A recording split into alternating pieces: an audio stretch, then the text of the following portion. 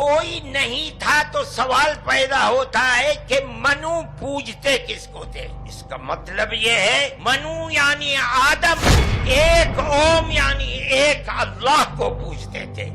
आपने जो बात कही है मैं सहमत नहीं हूँ और मेरे सारे सर्वधर्म के संत कोई इससे सहमत नहीं है। ओ मन्नू अल्लाह उसकी औलाद ये फालतू की बातें है।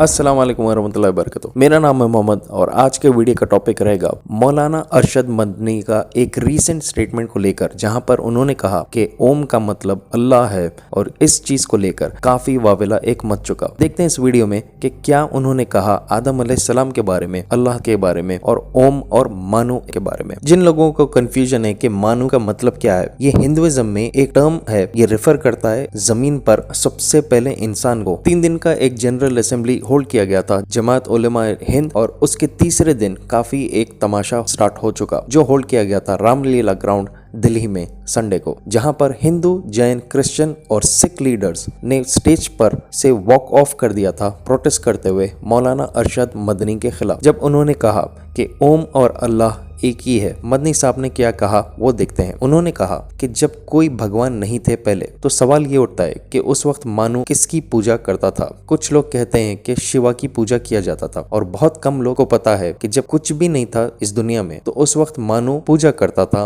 ओम की। और इस पर उन्होंने सवाल उठा कि यहाँ पर ओम कौन है, और उन्होंने कहा कि कई लोग यही कहते हैं कि ओम का कोई कलर नहीं है, कोई शेप नहीं है और हवा की तरह ये हर जगह है, और यही ओम ने सारे आसमान को क्रिएट किया और जमीन को किया, और इसी को हम अल्लाह कहते हैं, ईश्वर भी कहा जाता है। तो मदनी साहब ने फिर कंटिन्यू किया कहते हुए कि मानू का मतलब यहाँ पर है आदम अलैहिस्सलाम जो अल्लाह की वर्शिप करते थे, जो है यहाँ पर ओम। और फिर उन्होंने कहा कि सबसे पहले मानू ने ओम की इबादत की और ओम एक है, अल्लाह एक है। फिर उसके बाद उन्होंने कंटिन्यू किया यह कहते हुए कि इस्लाम में कभी हम किसी को फोर्स नहीं करते हैं मुस्लिम बनने के लिए, और ये सिर्फ ईमान की बात होती है और एक इंसान अपनी खुद की तरफ से और अपनी खुशी से इस्लाम में वापस रिवर्ट हो सकता है। बड़े बड़े धर्म गुरुओं से पूछा, जब कोई नहीं था, न श्री राम थे, न ब्रह्मा थे, न शिव थे, जब कोई नहीं था तो सवाल पैदा होता है कि मनु पूजते किसको थे। कोई कहता है कि शिव को पूजते थे, लेकिन उनके पास इल्म नहीं है। बहुत कम लोग ये बताते हैं कि मनु कुछ नहीं था दुनिया में, वो ओम को। मैंने कहा ओम कौन है? बहुत से लोगों ने कहा कि वो एक हवा है जिनका कोई रूप नहीं है, कोई रंग नहीं है, वो दुनिया में हर जगह है, हवा हर जगह है। उन्होंने आसमान बनाया, उन्होंने जमीन। मैंने कहा कि अरे बाबा, इन्हीं को तो हम अल्लाह कहते हैं, इन्हीं को तो तुम ईश्वर कहते हो। फारसी बोलने वाले खुदा कहते हैं, अंग्रेजी बोलने वाले गॉड कहते हैं। इसका मतलब ये है मनु यानी आदम एक, ओम यानी एक अल्लाह को पूजते थे। उनके स्टेटमेंट पर काफी लोग दूसरे रिलीजन के प्रोटेस्ट करना शुरू किए, जैसे कि जैन्स के मॉन्क आचार्य लोकेश जो है अहिंसा विश्व भारती के, उन्होंने कहा कि हम जितने भी यहाँ पर दूसरे रिलीजन के लोग हैं वो मौलाना अरशद के इस स्टेटमेंट को सपोर्ट नहीं करते। और साथ ही साथ आचार्य लोकेश ने ये भी कहा कि वो रिक्वेस्ट करते हैं कि अगर किसी को कुछ बात यहाँ पर इस मंच पर करना है तो मोहब्बत के बारे में बात कीजिए कम्युनिटीज के बीच में। और फिर उन्होंने चैलेंज किया मदनी साहब को यह कहते हुए कि अल्लाह मानव, ऐसे किस्म के अल्फाज के बारे में उनसे ज्यादा 4 गुना और कहानियां वो खुद भी सुना सकते हैं। और फिर उन्होंने मदनी साहब को कहा कि आपको मैं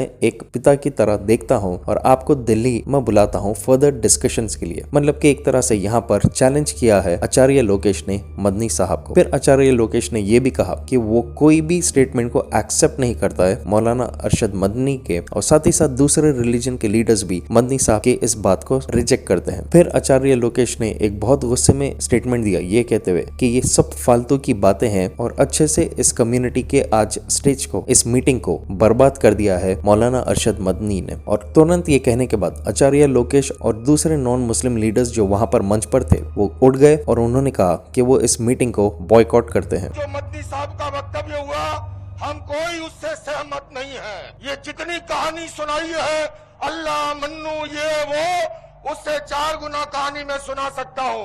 आपने जो बात कही है मैं सहमत नहीं हूँ और मेरे साथ सर्वधर्म के संत कोई इससे सहमत नहीं है।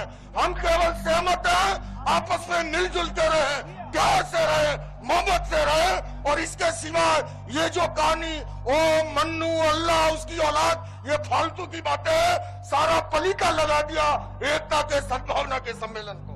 देखा जा सकता है कि कुछ स्पीचेस की वजह से काफी कंट्रोवर्सी क्रिएट होती है। कुछ स्पीचेस है जिससे भाईचारगी बढ़ती है, कुछ स्पीचेस से मोहब्बत बढ़ती है लोगों के बीच में, और कुछ ऐसे स्पीचेस होते हैं जिससे एक सोसाइटी ज्यादा सिविलाइज्ड होती है। और ऐसे एक शख्स है जिनका नाम है डॉक्टर भीमराव अंबेडकर। तो आइए सुनते हैं ये ऑडियो बुक जहां पर उनके लिखी कुछ बेहद जरूरी स्पीचेस को सुन सकते हैं, जिसका नाम है अंबेडकर्स इंडिया, जो है अवेलेबल कोको एफएम पर। कई सारे नॉलेजेबल ऑडियो बुक्स अवेलेबल है इंडिया के leading audio platform Kuku FM पर, जो काफी मेरे लिए और साथ ही साथ आपके लिए भी फायदेमंद होगा, जिसको 2.3 मिलियन से ज्यादा एक्टिव पेड सब्सक्राइबर्स यूज कर रहे हैं अपनी नॉलेज गेन करने के लिए। और ये इंटरफेस काफी आसान है इस्तेमाल करने के लिए, जहां पर ऑडियो बुक्स अवेलेबल है आपके अपने रीजनल लैंग्वेजेस में, इंक्लूडिंग हिंदी और इंग्लिश।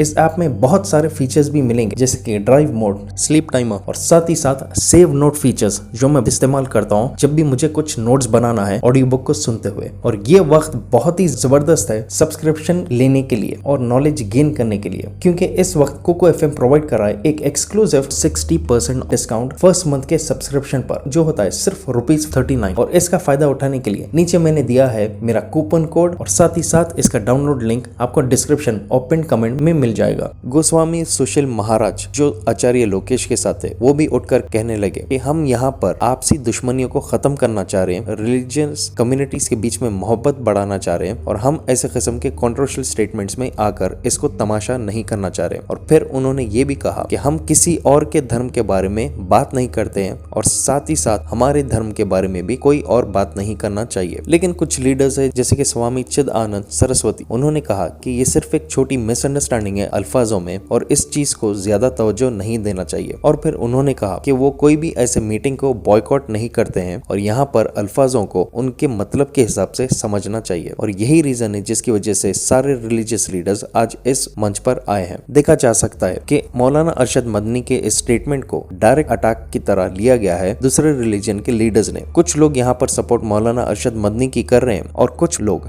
ये कह रहे हैं कि ये कोई जगह नहीं थी दूसरों के रिलीजन के ऊपर उंगली उठाना। देखा जा सकता है कि इस्लाम में भी किसी को डायरेक्ट टारगेट नहीं करना चाहिए उनके रिलीजियस बिलीफ्स को लेकर, या उनके किसी भी सेंटिमेंट्स को हर्ट करना बिल्कुल अलाउड नहीं है इस्लाम में। आप अपने हिसाब से इसके बारे में कमेंट कीजिए कि ऐसे वक्त जहां पर इंडिया में हालात काफी बिगड़ रहे हैं रिलीजियस फ्रिक्शन की वजह से, जो कुछ चंद सियासतदान क्रिएट कर रहे हैं अपने वोट्स को हासिल करने के लिए, ऐसे वक्त क्या मौलाना अरशद मदनी ने सही किया ऐसे किस्म के स्टेटमेंट को देकर, या वो डिप्लोमेसी से खेलना चाह रहे थे, या वो दूसरे रिलीजन्स को अननेसेसरीली ऐसे किस्म के स्टेटमेंट्स देकर उन्होंने टारगेट किया और जबरदस्ती का एक तमाशा क्रिएट किया? आपको क्या लगता है इसके बारे में? आप नीचे कमेंट कीजिए। अगर आपके पास कोई भी कंट्रोवर्शियल टॉपिक्स या वीडियो क्लिप्स है तो आप मुझे इस व्हाट्सएप नंबर पर भेज सकते हैं। और अगर आप नए मेरे चैनल पे, please make sure to subscribe और शेयर कीजिए इस वीडियो को जितना हो सके। जब तक इंशाल्लाह I will be back soon again. Take care and अल्लाह हाफिज। तो make sure Kuku FM download कीजिए, लिंक मैंने नीचे डिस्क्रिप्शन में दे दिया है।